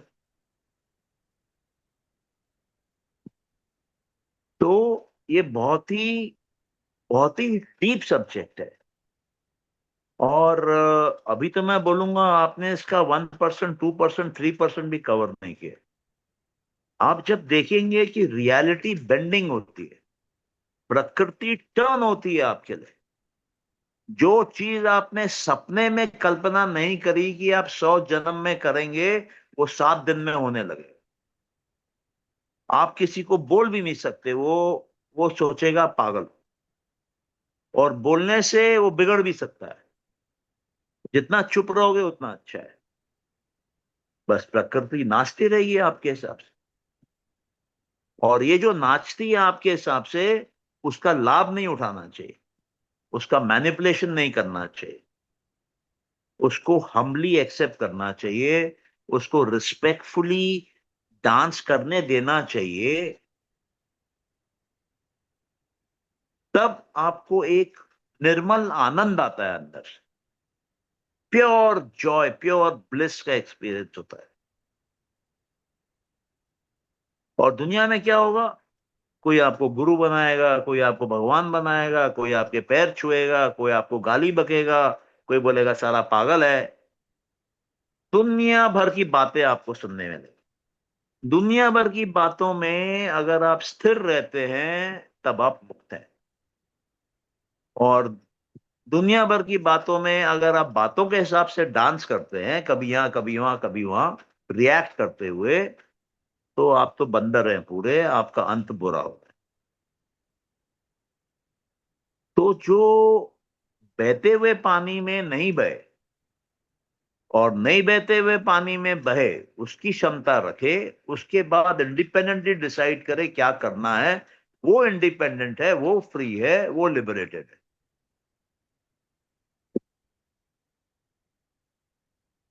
अभी पति ने कुछ बोल दिया, अलग रिएक्शन हो गया। बेटे ने कुछ बोल दिया, अलग रिएक्शन हो गया।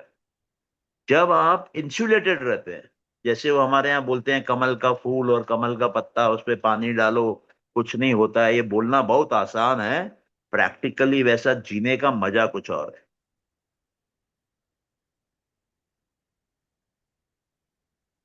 तो सांख्य वो सब सिखाता है, बहुत डेप्थ में जाता है, बहुत डेप्थ में जाता है।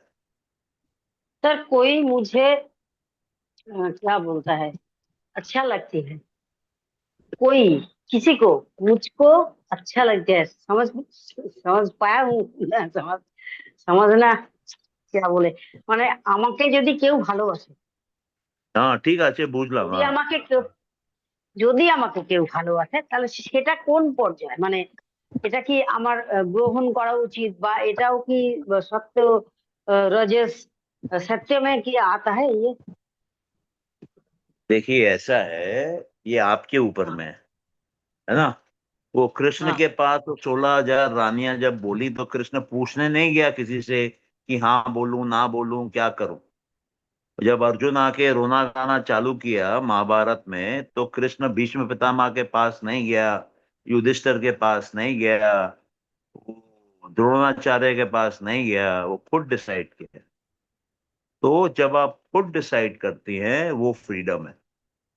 और जब आप किसी के ओपिनियन पे चलती हैं, उसको खुश करने के लिए, उसको सही मानते हुए, तो आप इंडिपेंडेंट नहीं है। आपका अभी तक फुल फ्लावरिंग नहीं हुआ है, मैच्योरिंग नहीं हुआ है। आप अभी भी इनकम्प्लीट हैं, इसलिए आप कंप्लीटनेस कहीं और से ले रही। आपको फेथ होना चाहिए कि मैं और प्रकृति लय में है, रेजोनेंस में है, डांस में है, और जीना चाहिए मस्त। जैसे ही आप सोचती हैं सही है गलत है, अच्छा है बुरा है, रिजल्ट क्या होगा, वो सब प्राकृतिक लिमिटेशन है, वो सब फियर बेस्ड है, वो सब राग द्वेष बेस्ड है। ये मेरी लाइकिंग है, ये मेरी डिसलाइकिंग है, वो सब ईगो बेस्ड है कि लोग मेरे बारे में क्या सोचते हैं, क्या बोलेंगे। वो सब अज्ञानता बेस्ड है। आपका ज्ञान कंप्लीट नहीं हुआ, इसलिए आपके मन में ये डाउट उठता है।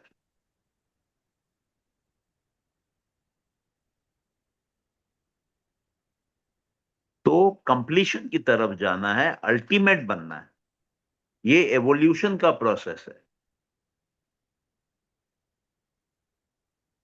ठीक है। तो हाँ सर जो समझ। आपने हाँ सर जो आपने कहा कि जो भी मेडिकल कंडीशन थी आपकी, तो हाँ वो आपको उसका निवारण आपको सांख्य से हुआ क्या, ऐसा समझाना चाह रहे हैं आप? हाँ। पहले योग से हुआ, फिर योग का मैंने देखा कि योग कहाँ से आया है, तो मुझे समझ में आया सांख्य से आया है। फिर मैंने सांख्य किसी एक टीचर से सीखा, 1 to 1। और वो टीचर काफी, मतलब वेल नोन टीचर है। फिर उनसे सीखा मैंने।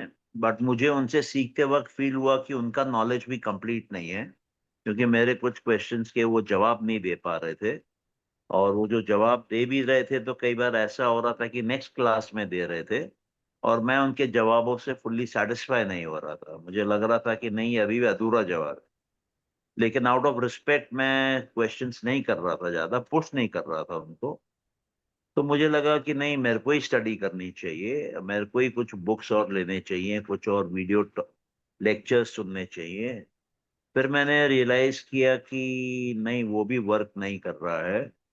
तो मुझे लगा कि मेरे को ही इस टॉपिक पे ध्यान लगाना चाहिए, और फिर मैं ध्यान लगाता हूँ। रात में भी मैं सोने के टाइम पे कंसंट्रेट करता हूँ, और रात भर मेरे माइंड में चलता है, और कई बार सवेरे मेरे को कुछ रेवलेशन आता है, ब्रेक थ्रू आता है अंडरस्टैंडिंग में सब्जेक्ट के ऊपर।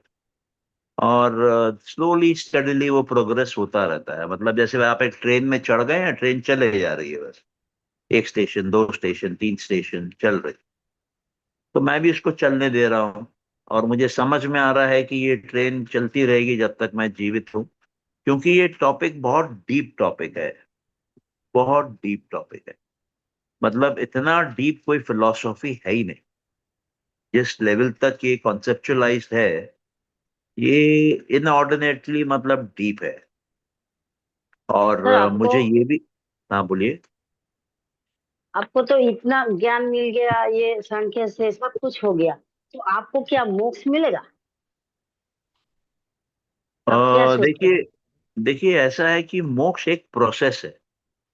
अभी मान लीजिए कि आ, मैं आपको बोलूं कि आपको क्या रात में चाय पीने मिलेगी, तो आप बोलेंगे नहीं मिलेगी।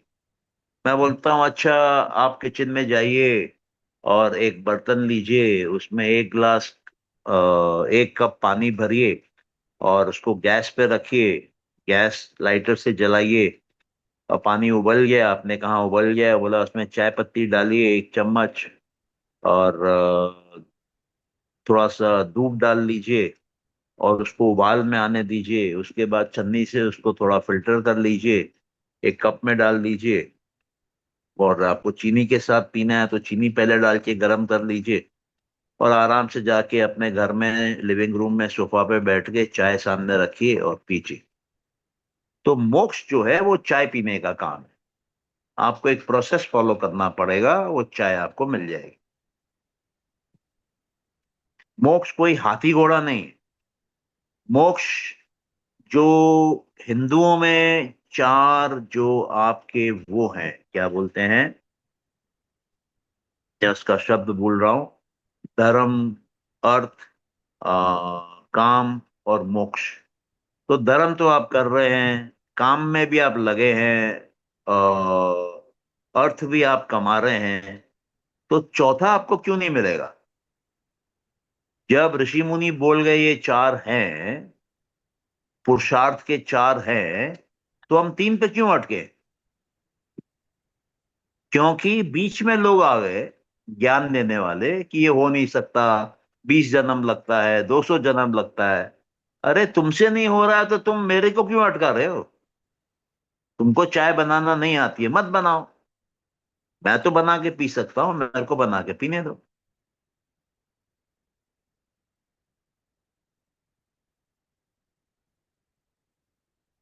तो ये सबको इस जीवन में मिल सकता है। आप रुपया कमा सकते हैं, बच्चे पैदा कर सकते हैं, पूजा पाठ कर सकते हैं, मोक्ष भी ले सकते हैं।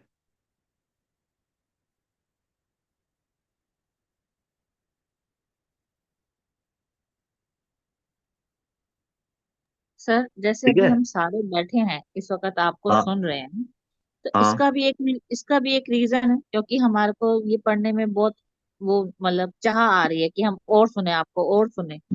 तो ये हाँ। भी एक एक बात है मोक्ष की तरफ, जैसे आप आंसर दे रहे हैं कि हम हमें हाँ। और जानकारी चाहिए इसी तरफ जाने के लिए। हाँ। प्यासा जो है वो पानी खोज लेता है। Thank you sir.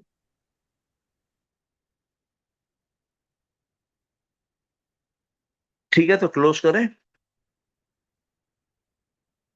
Ji sir, चलिए, thank okay, you sir. Thank you. Thank you, sir. Good night. या गुड नाइट।